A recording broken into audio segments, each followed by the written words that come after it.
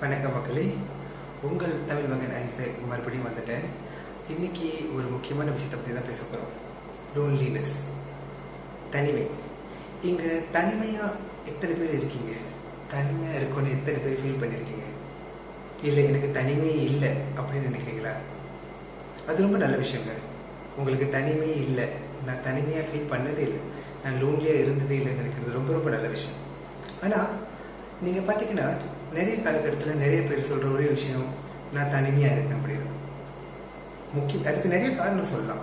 அதாவது அவங்க தனி வீடு எடுத்துருக்கலாம், வீடு விட்டு குடும்பத்தை விட்டு தூரமாக வந்து தங்கியிருக்கலாம், இல்லை உண்மையிலேயே கூட பிறந்தவங்க பெற்றவங்க யாரும் இல்லாமல் இருந்திருக்கலாம், நல்ல க்ளோஸான ஃப்ரெண்ட்ஸ் யாரும் இல்லாதவங்களா இருக்கலாம். நிறைய காரணம் இருக்குது லோன்லினஸ்க்கு.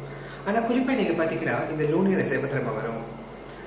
ஒரு முக்கியமான நாள், பண்டிகைகளில், அதாவது ஒரு பண்டிகை வரும், இல்லைன்னா ஒரு ஸ்பெஷல் டே வரும், அந்த மாதிரி விஷயத்துல வந்து அவங்க தனிமையாக இருந்தாங்கன்னா அந்த தோணுதல் வரும், லோன்லியாக இருக்கும் அப்படிங்கிற விஷயம் வந்து அவங்க மனசில் தோணிக்கிட்டே இருக்கும். அது நிறைய பேருக்கு இருக்குங்க, இல்லைன்னு சொல்கிறதுக்கு இல்லை. இப்போ நீங்கள் பார்த்தீங்கன்னா இம்பேக்ட், இந்த தனிமைங்கிற ஒரு விஷயம் வந்து நிறைய வந்து இம்பேக்ட் கொடுக்குங்க நம்ம லைஃப்பில். முதல்ல பார்த்தீங்கன்னா நம்ம டிப்ரெஷனில் போக வாய்ப்பு இருக்குது. அதாவது மன அழுத்தம் வந்து டிப்ரெஷன் சொல்லுவாங்க. நீங்கள் வந்து நார்மல் உங்களுடைய டெய்லி ரூட்டீனில் செய்வீங்க, வீட்டில் இருந்தீங்கன்னா வீட்டு வேலையை செய்வீங்க, அது செய்வீங்க, இது செய்வீங்க. அப்படி நீங்கள் வேலைக்கு போகிறவங்களா இருந்தால் வேலையும் செய்வீங்க, அங்கே வந்து நிறைய பேர்கிட்ட மிங்கிள் பண்ணுவீங்க. ஆனால் வீட்டுக்குன்னு வரும்போது அந்த தனிமை மட்டும்தான் உங்களுக்கு சூழ்ந்துடும். அது வந்து உங்களுக்கு ஒரு மன அழுத்தத்தை கொடுக்கும். அது மட்டும் இல்லைங்க, ஃபிசிக்கலியும் சரி, ஃபிசிக்கலி ஹெல்த் ரொம்ப பாதிக்கும். அதாவது நீங்கள் வந்து சம்டைம் வந்து சாப்பிட மாட்டீங்க சரியா, சரி சாப்பிட்டு என்ன பண்ண போகிறோம், தெம்பாக இருப்போம், அப்புறம் செஞ்சுக்கலாம், தனியாக தானே இருக்கும், சாப்பிட்டு ஒன்றும் நடக்க போகிறதில்ல அப்படின்னு வந்து உங்கள் உடம்பை நீங்களே வருத்திக்க ஆரம்பிச்சுக்குவீங்க.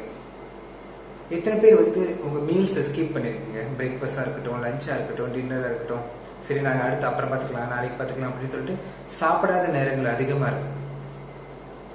அது வந்து உங்கள் உடம்பை ரொம்ப பாதிக்கும். உங்கள் மனசு ரொம்ப கவலைப்படப்பட, மன அழுத்தம் ஏற்பட நிறைய வியாதிகள் வந்து சேரும். உதாரணத்துக்கு சொல்லணும்னா பிளட் ப்ரெஷர் வரலாம், ரொம்ப ஸ்ட்ரெஸ்ஸாக இருக்கிறனால. அப்படி நிறைய வியாதிகள் வந்து உங்களுக்கு வந்து சேரும், சரியா சாப்பிட்றதில்ல, இந்த தனிமையினால.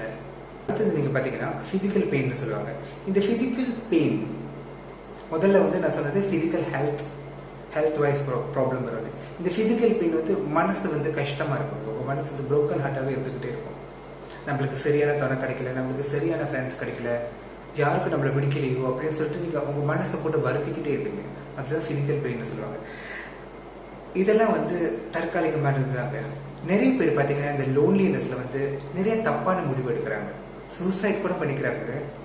ஏன்னா வந்து அவங்க டிப்ரெஷன் அவங்களால வந்து என்ன சொல்கிறது, ஓவர் கம் பண்ண முடியல. ஸோ சில பேர் பார்த்தீங்கன்னா சூசைட் போகிறாங்க, சில பேர் பார்த்தீங்கன்னா தப்பான வழியில் போகிறாங்க. ஏன்னா வந்து அவங்களோட டைமை வந்து எப்படி செலவு பண்ணுறது தெரியாமல் தான் அவங்க அந்த மாதிரி பண்ணிட்டு இருக்காங்க.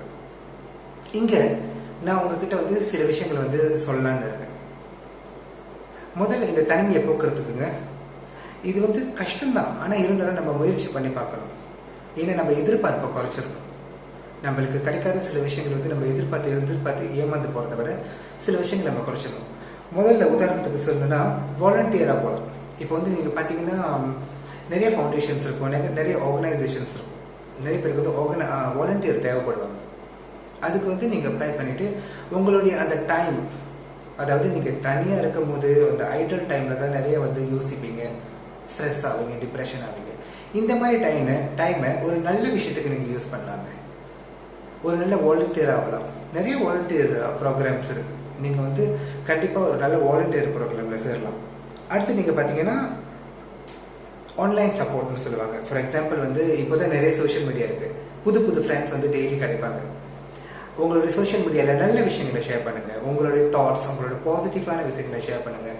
உங்களுக்குன்னு வந்து சில நல்ல ஃபாலோவர்ஸ் வருவாங்க, நல்ல ஃப்ரெண்ட்ஸ் வருவாங்க, சந்தோஷமாக இருக்கலாம். ஆனால் இதில் ஆபத்து என்னென்னா, ஏற்கனவே நான் நிறைய வீடியோவில் சொல்லியிருக்கிற மாதிரி உங்களுடைய ரொம்ப ரொம்ப பர்சனலான விஷயங்களோ, இல்லை பேங்க் அக்கௌண்ட் டீட்டெயில்ஸோ, இல்லை ஃபோன் நம்பரோ, இல்லை அட்ரஸோ வந்து கொடுக்கறத தவிர்த்துங்க, சரிங்களா? ஏன்னா வந்து இது யார் கைக்கு போய் சேரும்னு தெரியாது. ஒரு நல்ல ஃப்ரெண்ட்ஷிப், ஒரு ஆன்லைன் ஃப்ரெண்ட்ஷிப், பேசுறதுக்கு ஒரு துணை, அப்படி வச்சுட்டு அந்த ஃப்ரெண்ட்ஷிப் வந்து நல்லபடியாக வந்து நீங்கள் மெயின்டைன் பண்ணிக்கிட்டு இருக்கலாம். இதுவே வந்து இது தப்பா போறதுன்னு தெரிஞ்சிச்சுன்னா, தப்பா யூஸ் பண்றாங்கன்னு தெரிஞ்சிச்சுன்னா நீங்க டிஸ்கனெக்ட் பண்ணிடலாம். அந்த மாதிரி ஃப்ரெண்ட்ஷிப் நம்மளுக்கு தேவையில்லை. ஆனா என்னைக்குமே அதிகமா உங்களுடைய பர்சனல் விஷயத்த வந்து ஷேர் பண்ணாதீங்க. அதே சமயம் இதை வந்து ஒரு மெண்டத்தரியா வந்து வச்சுக்காதீங்க. இதே ஒரு பழக்கமா வச்சுக்காதீங்க. எல்லாருக்கிட்டையும் பேசுறது, நிறைய பேர்கிட்ட பேசுறது அப்படின்னு வச்சுக்காதீங்க. ஏன்னா பிரச்சனை எந்த ரூபத்துல வருதுன்னு நம்மளுக்கே தெரியாது. எல்லாமே ஒரு லிமிட்குள்ள இருக்கணும். அது ஒரு டைம் பாஸ் மாதிரி. சில பேர் வந்து ஆன்லைன்ல படம் பார்ப்பாங்க. அந்த ஆன்லைன் விஷயம்ல வரும்போது ஆன்லைன்ல படம் பார்க்கறது இருக்கு, டிராமாஸ் பார்க்கறது இருக்கு. ஏதாவது ஒரு நல்ல ஆக்டிவிட்டி ஆன்லைன்ல செய்யலாம். நிறைய விஷயங்கள் இருக்கு இப்போ இன்டர்நெட் இருக்கிறதுனால. சரிங்களா? அடுத்தது நீங்க பாத்தீங்கன்னா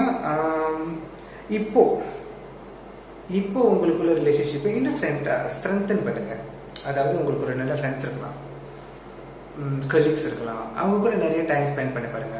அவங்களுக்கு ஓகேனா லைக் வேலை முடிஞ்சு வெளியே போகிறது, இல்லை சாப்பிட போகிறது, அந்த மாதிரி ஒரு ஆக்டிவிட்டிஸ், இல்லைனா டீம் பில்டிங் ஆக்டிவிட்டிஸ் அந்த மாதிரி வச்சுக்கலாம். ஸோ நீங்கள் ஆர்கனைஸ் பண்ணலாம். எங்கேஜாகவே இருங்க. இல்லை உங்களோட பெஸ்ட் ஃப்ரெண்ட் யாராவது இருந்தாங்கன்னா அவங்க கூட பேசுங்க. ஏன்னா நம்மளே வந்து ஐசோலேட் பண்ணிக்கிட்டே இருக்கக்கூடாதுங்க. அவங்களுக்கு வேலை இருக்கோ இல்லையோ, சில பேர் வந்து நம்ம அச்சத்தில் வந்து தயக்கத்தில் வந்து அவங்ககிட்ட வந்து பேச மாட்டோம், நம்ம ஃப்ரெண்டாகவே இருந்தாலும். அது தேவையில்லை. நீங்கள் வந்து தாராளமாக பேசலாம். நீங்கள் பிஸியாக இருக்கீங்களா, பேசலாமா அப்படின்னு பேசுங்க. ஏன்னா எல்லாரும் நோ சொல்ல போகிறது இல்லை. ஏன்னா அவங்க உங்கள் ஃப்ரெண்டு தான். ஸோ வந்து இருக்கிற ரிலேஷன்ஷிப் வந்து நல்லா பத்திரமா பார்த்துக்கோங்க. ஃபேமிலி இருந்துச்சுன்னா தூரமாக இருந்தாலும் சரி, சொந்தக்காரங்க இருந்தாலும் சரி, அவங்களுக்கு ஒரு மெசேஜ் பண்ணுங்க, ஒரு ஃபோன் பண்ணி பேசுங்க. நல்லா எங்கேஜாக இருங்க, சந்தோஷமா இருங்க. முக்கியமாக சொல்லணும்னா சில பேருக்கு வந்து நிறைய நேரம் இருக்கிறதுனால நீங்கள் உங்களை வந்து டெவலப் பண்ணிக்கலாம். சில கிளாஸஸ் இருக்கு, நிறைய கிளாஸஸ் இருக்கு. இப்போ நீங்கள் பார்த்தீங்கன்னா ஃபார் எக்ஸாம்பிள் வந்து கார்டனிங்க்கு இருக்கு, குக்கிங் கிளாஸ் இருக்கு, அப்புறம் டெய்லரிங் கிளாஸ் இருக்கு. உங்களுக்கு எது பிடிச்சிருக்கோ வந்து லைக் இன்டர்நெட் கூட நீங்கள் கற்றுக்கலாம், ஐடி கூட நீங்கள் படிக்கலாம். ஸோ எந்த மாதிரி இன்ட்ரெஸ்ட் இருக்கோ அந்த கிளாஸை நீங்கள் ஜாயின் பண்ணுங்க. ஓகே, நீங்கள் ஜாயின் பண்ண உங்களை நீங்கள் மெருகேற்றிக்கிட்டீங்கன்னா வந்து அது வந்து ஒரு பிஸ்னஸ் வாய்ஸ் வந்து உங்களுக்கு ஹெல்ப்ஃபுல்லாகவும் இருக்கும், ஃபைனான்ஸ் வாய்ஸ் ஹெல்ப்ஃபுல்லாகவும் இருக்கும். அதே சமயம் வந்து உங்கள் டைமை வந்து நல்ல வேல்யூவாக பயன்படுத்திருக்கலாம். சரிங்களா? கடைசியாக நான் சொல்கிற விஷயம் என்னன்னா கெட்டிங் அ பேட். அதாவது நிறைய பேருக்கு வந்து பேட்னா பிடிக்கும். அது நாய்க்குட்டியாக இருக்கலாம், இல்லை பூனைக்குட்டியாக இருக்கலாம், என்ன மாதிரி பேட்ஸ் தான் இருக்கலாம். சில பேர் கிளி வளர்ப்பாங்க, சில பேர் முயல் வளர்ப்பாங்க. இந்த மாதிரி பேட் இருந்துச்சுன்னா உங்களுக்கு வந்து ஒரு பொறுப்பு வரும். நீங்கள் ரெஸ்பான்சிபிள் ஆகுவீங்க. வீட்டுக்கு வந்தால் நம்ம வீட்டுக்கு போனால் நம்மளை வந்து வரவேற்கிறதுக்கு ஆள் இருக்கு, நம்ம லோன்லியாக ஃபீல் பண்ண மாட்டோம். ஏன்னா பெட்ஸ் வளர்க்குறவங்களுக்கு டெஃபினெட்லி தெரியுங்க, அது வந்து ஒரு ஃபன்னான விஷயம் தான். ஸோ அவங்கள பார்த்ததுமே நம்மளுக்கு சந்தோஷமா இருக்கும். ஸோ அந்த மாதிரி விஷயங்கள் வந்து நீங்கள் வந்து செய்யலாம், தப்பே இல்லை. வேர்ஸ் கம் வேர்ஸ், நீங்கள் வந்து எவ்வளோ செஞ்சு உங்களோட லோன்லினஸ், உங்களோட டிப்ரெஷன் வந்து உங்களால் வெளியே ஆக்க முடியலன்னா, அது வந்து அதுலேருந்து வெளியே ஆக முடியலன்னா, தயவு செஞ்சு ஒரு கவுன்சிலிங் இல்லை தெரபிஸ்ட் போய் பாருங்க. அவங்க கிட்ட சொல்லுங்க நீங்க என்னென்ன கோத்ரூ பண்ணிக்கிட்டு இருக்கீங்க தனிமையால அப்படின்னு. ஏன்னா இந்த காலகட்டத்தில் நம்ம எல்லாருக்கிட்டையும் போயிட்டு புரிய வைக்க முடியாது. நம்ம டச்சிங் ஆயிடுவோம், நம்ம இமோஷனலா இருக்கும்னு எல்லாரும் வந்து சொல்லுவாங்க. நம்ம தனிமையா இருக்கிறதுனால நம்ம சீக்கிரமா இமோஷன் ஆயிடுவோம், இல்லை ரொம்ப சென்டிமெண்டா இருப்போம் அப்படின்னு வந்து அந்த மாதிரி பேர்லாம் வேண்டாம். இந்த மாதிரி நல்ல விஷயங்கள்ல உங்களுடைய டைமை வந்து நீங்க யூஸ் பண்ணீங்கன்னா இந்த லோன்லினஸ்ல இருந்து ரொம்ப அழகா வெளியே வந்துடும். அது என்னுடைய கருத்து. சரிங்களா? ஏன்னா இப்போ வந்து நம்ம அடிக்கடி வந்து யாராச்சும் வந்து யார்கிட்ட பேசுறோமோ, இல்லை இமோஷனலாக பேசுறோமோ, இல்லை இமோஷனலாக ஸ்டேட்டஸ் போடுறோமோ, எல்லாரும் நினைக்கிறது என்னன்னா இவங்க ரொம்ப இமோஷனலான ஆள் அப்படின்னு. இந்த மாதிரி விஷயங்கள்ல இருந்து நீங்க வெளியே வரணும். அதுதாங்க என்னுடைய ஆசை. இது வந்து ஒரு தீர்வா இருக்குன்னு நான் ரொம்ப ஆசைப்படுறேன். முயற்சி பண்ணி பார்க்கலாம். உங்களுக்கு அந்த லோன்லினஸ் இருந்துச்சுன்னா தயவு செஞ்சு நீங்க முயற்சி பண்ணி பார்க்கணும்னு தான் நான் ரொம்ப ஆசைப்படுறேன். ஏன்னா நானும் இதுல இருந்து கடந்து வர்றதுக்கு ரொம்ப கஷ்டப்பட்டேன். தனிமை வந்து ரொம்ப கஷ்டமா இருந்துங்க. வெளியே இருந்து பார்க்கறவங்களுக்கு தெரியாது, அனுபவங்களுக்கு மட்டும்தான் புரியும். அது எனக்கு நல்லா புரியுது. ஆனா நம்ம எவ்வளவு நாள் இதே சொல்லிக்கிட்டு இருக்க போறோம்? எப்ப வெளியே வர போறோம் இந்த விஷயத்துல இருந்து? இந்த தனிமைங்கிற விஷயத்துல இருந்து, தனிமைங்கிற சிறையில இருந்து நம்ம வெளியே வரணும்னா நம்ம நேரத்தை நல்ல வழியில செலவு செய்யணும். உங்க எல்லாருக்கும் புரிஞ்சிருக்குன்னு நினைக்கிறேன். ஏதாவது தப்பு தவறா பேசியிருந்தா என்னை மன்னிச்சிருங்க. அடுத்து ஒரு நல்ல விஷயத்துல நல்ல டாபிக்ல சந்திக்கும் வரை வணக்கம்.